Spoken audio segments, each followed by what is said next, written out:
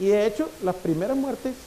aparentemente reconocidas en Colombia por el Instituto Nacional de Salud hace unos meses atrás ocurrieron precisamente en pacientes con Guillain-Barré que tenían el antecedente de infección por virus Zika en Antioquia y en San Andrés, cosa que ya lo habían reportado en Brasil con las primeras muertes y pues obviamente eso empezaba a hablar de la posibilidad de la fatalidad, pero también nosotros empezamos a ver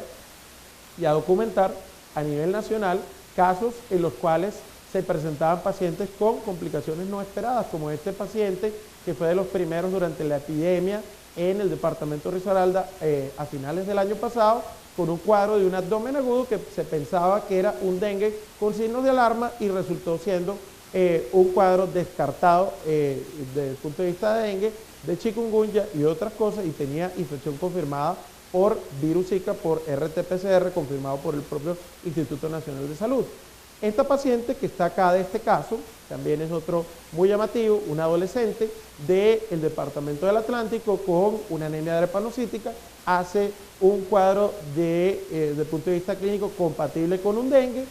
lo cual en este momento es compatible también con la infección por virus Zika, no tenía dengue, no tenía chikungunya y tenía infección por virus Zika confirmada por RT-PCR en menos de 48 horas, falleció como consecuencia de una crisis veno-oclusiva y esta es la primera muerte que está reportada en la literatura internacional por la infección o asociada a una comorbilidad y por el virus Zika, que de hecho tomada en cuenta por el Centro de Control de Enfermedades de Atlanta, de Europa, perdón, para tener en cuenta que ya se sabía que en dengue y que en chikungunya pacientes con anemia drepanocítica pueden cursar de una forma más severa y podría haber de hecho muertes en ese contexto de esas comorbilidades. Más aún tomando en consideración que especialmente en algunos países como Colombia coincide precisamente las zonas de alta transmisión para Zika con zonas de una alta prevalencia de este tipo de trastornos como la anemia drepanocítica, ya que por ejemplo en la costa caribe es 2 veces más frecuente por ejemplo que en el resto del país, de acuerdo a algunos estudios. Y este es el editorial que sale hoy, este es un editorial que sacamos hoy en Travel Medicine Infectious Disease, precisamente de este problema, es que tenemos la cocirculación y la coinfección de los tres, los cuales solamente entre 2012 y 2016, entre dengue, chikungunya y Zika, estamos sumando un total de más de 10 millones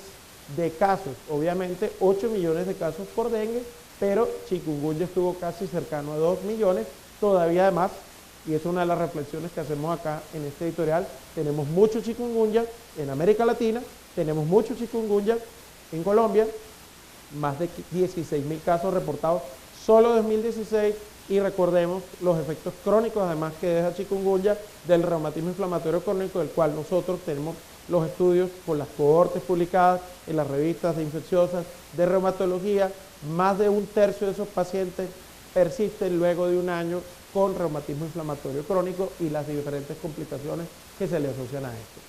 Por supuesto, y para cerrar, como digo yo, pues el tema más taquillero dentro de todo esto y por supuesto de mayor interés es el síndrome congénito por Zika, no solamente ya la microcefalia, porque el problema es que existen casos en los cuales no hay microcefalia, pero pueden haber una gama muy amplia, y ya se las voy a mostrar todo lo que se ha reportado hasta hoy de malformaciones congénitas del sistema nervioso central. Entonces, ¿de dónde arranca esto? Arranca en Brasil, cuando se dan cuenta, en el nordeste particularmente, que hay un incremento importante en el número de casos de microcefalia que coincidía con el incremento del número de casos de Zika que se estaban presentando, y entonces se empieza a sospechar el riesgo que esto representaba para las mujeres embarazadas, con la particularidad que para empezar había problemas incluso en la definición. No es tan sencillo el asunto porque no hablamos solamente de la definición de la OMS de que el valor por debajo para la edad en un recién nacido a término por debajo de -2 desviaciones estándar, que sería la definición entre comillas de microcefalia. Otros dicen que por debajo de -3, otros dicen que por debajo de -2 microcefalia, por debajo de -3 microcefalia severa, pero además con el tema de que si no es a término hay que ver las curvas de Fenton, el estudio del Intergrow, para ver de acuerdo a la edad gestacional, el género, donde correspondería clasificarlo por el perímetro cefálico de acuerdo a los percentiles. Y de esto entonces se genera una discusión muy importante que ya se ha dado a nivel internacional, hacia dónde nos movemos, hacia una mayor especificidad o hacia una mayor sensibilidad con respecto a los puntos de corte, donde incluso han emergido como consecuencia de esta situación la publicación también de datos recientes del estudio Intergrow para incluso los recién nacidos de que sean muy pretérminos, incluso arrancando desde la semana 24.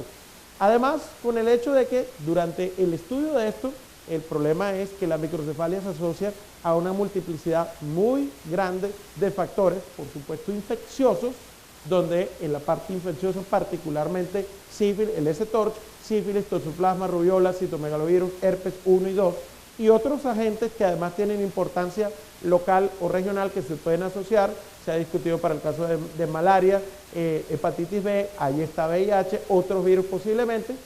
pueden estar asociados, influenza, lo han reportado también recientemente, pueden estar asociados con todas estas alteraciones, pero además toda la parte no infecciosa en la madre que puede estar asociada precisamente con el riesgo de que ocurra la microcefalia o cualquier alteración,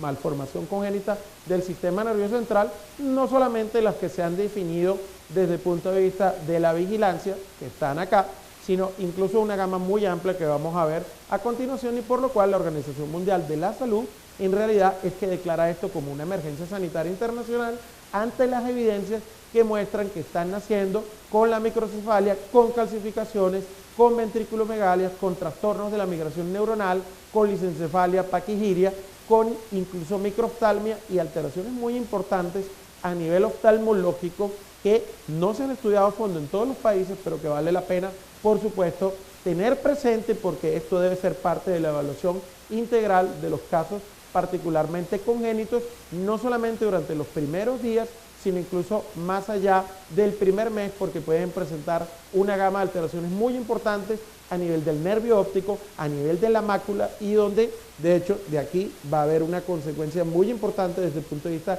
de discapacidad visual asociada en estos casos.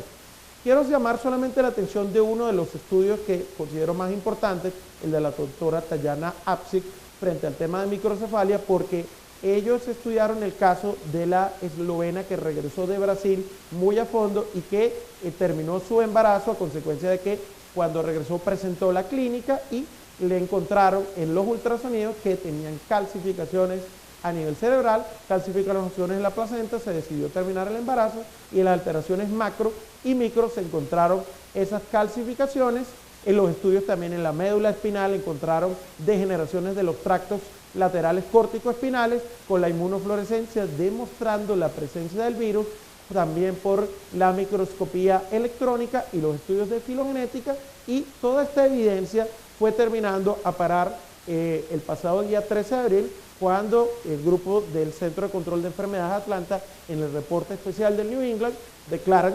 que el virus Zika es un virus para el cual hay la suficiente evidencia para que empecemos a hablar de causalidad. Algunos podemos o no estar de acuerdo con esto, pero el hecho es que en este momento pues ya se está manejando de esa manera, pese que los criterios de Shepard y los criterios de Bradford-Hill, los criterios de Shepard que son muy importantes para hablar de heterogeneidad, y los de Bradford-Hill no se han cumplido a plenitud, pero pues son pocos en realidad los que faltan por cumplir, y se ha visto entonces esta gama de alteraciones del sistema nervioso central muy variada, en la cual ya además también en Colombia el Ministerio recientemente, en días pasados, el 14 de abril, confirma los dos primeros casos de microcefalia asociados a Zika en los departamentos de Huila y de Santander, y donde pues obviamente los estudios en este momento, particularmente de seguimiento en departamentos muy endémicos como el caso del departamento de Sucre, son importantes en estas embarazadas, que es lo que en este momento se está empezando a hacer, cohortes, evaluando exhaustivamente todos esos factores infecciosos y no infecciosos que pueden ser de riesgo para que se puedan ver estos primeros casos de microcefalia, como por ejemplo ya se están empezando a observar estos casos a nivel nacional, como se ha mencionado, y se han hecho los llamados en las revistas científicas con las publicaciones de los seguimientos que se deben hacer a estas mujeres embarazadas desde el punto de vista clínica, desde el punto de vista de las evaluaciones, también como lo ha planteado la Organización Panamericana de la Salud, y empezar a ver qué sale de los resultados de los estudios que a nivel de lo que tiene que ver particularmente con los mecanismos nos puede dar una luz con respecto a por qué un arbovirus por primera vez empieza a producir microcefalia, y parece que precisamente el tema de la autoinmunidad, estos son un listado ya de candidatos, de péptidos que generan precisamente autoinmunidad en microcefalia, no solamente en Guillain-Barré, se han venido documentando. Y la última pregunta, y con esto vamos ya a ir dando cierre, y es la que nos veníamos haciendo hace unas semanas atrás, de cuál será la proporción de mujeres embarazadas infectadas con Zika que tendrán microcefalia u otras alteraciones del sistema nervioso central en el recién nacido, si eran muchas, si eran pocas. Bueno, ya hay 2 estudios retrospectivos que dan una luz con respecto a al menos alguna noción de esa estimación. Los 2 de la Polinesia Francesa, los 2 retrospectivos, fíjense que sí había pasado en la Polinesia Francesa, pero no lo habían estudiado, no se habían dado cuenta inicialmente, pero ahora haciendo la evaluación retrospectiva, estos 2 grupos encuentran que la tasa de incidencia de microcefalia a partir de mujeres embarazadas infectadas con Zika está por el orden de 95 casos por cada 10.000 mujeres, y en este otro estudio, también de la Polinesia, de 69 por cada 10.000, con lo cual si vemos los intervalos de confianza y nosotros aplicamos esta frecuencia relativa con sus respectivos intervalos a los datos que ya les había mencionado anteriormente, donde tenemos más de 14.000 mujeres embarazadas, bien sea de acuerdo a la relación que muestra Cauchemes o Besnard, los 2 de la Polinesia Francesa, tendríamos que estar esperando entre 49 y 274 casos de microcefalia cuando estos embarazos concluyan de estas mujeres infectadas, reportadas y notificadas en Colombia. Y con esto prácticamente cierro esta parte, y pues es el llamado particularmente de atención con respecto a todo lo que se ha venido reportando en asociación con Zika. Atrofia cerebral, cerebelar, calcificaciones cerebrales, alteraciones desde el punto de vista de materia blanca y cortical, agiria, paquigiria, lisencefalia, ventriculomegalias, hidrocéfalo, quistes periventriculares, quistes en el plexo coroideo, quistes de Blay, alteraciones desde el punto de vista de las cisternas, agenesias y digenesias del vermis cerebelar, digenesias y agenesias a nivel del cuerpo calloso, trastornos también a nivel de la médula espinal, y otras alteraciones como calcificaciones intraoculares, cataratas, microftalmia, alteraciones maculares, alteraciones del nervio óptico y todas las consecuencias que por supuesto esto va a llevar desde el punto de vista clínico en estos recién nacidos. Entonces el tema obviamente es muy grave, es muy complejo, presenta un panorama que requiere obviamente un abordaje multidisciplinario, una evaluación muy a fondo, un seguimiento muy estrecho, y donde además no sabemos cuánto va a ser el tiempo necesario de seguimiento a estos casos a largo plazo, porque sepan o recuerden que en el caso de chikungunya los franceses demostraron que niños con infección congénita, luego de 2 años de haber tenido la infección congénita, cuando eran evaluados, tenían 3 veces más riesgo de ser encontrados con alteraciones del desarrollo neurológico, del desarrollo neurocognitivo, con escalas estandarizadas comparado con los grupos controles. ¿Cuál va a ser el escenario con Zika? Ese es una pregunta aún por definir en América Latina y en el caso particular de Colombia. Hablaba yo al principio del problema que presenta y el origen de todo esto, que está en el control de los vectores, y con esto cierro porque precisamente es importante mencionar que desde ese punto de vista, como lo decía el doctor Jaime Castellano recientemente en una editorial, la batalla la hemos perdido. Tenemos un vector muy eficiente que nos está transmitiendo dengue, chikungunya y Zika, pero que recuerden, puede transmitir mayaro, y ojalá que no llegue un paciente del África con virus de fiebre amarilla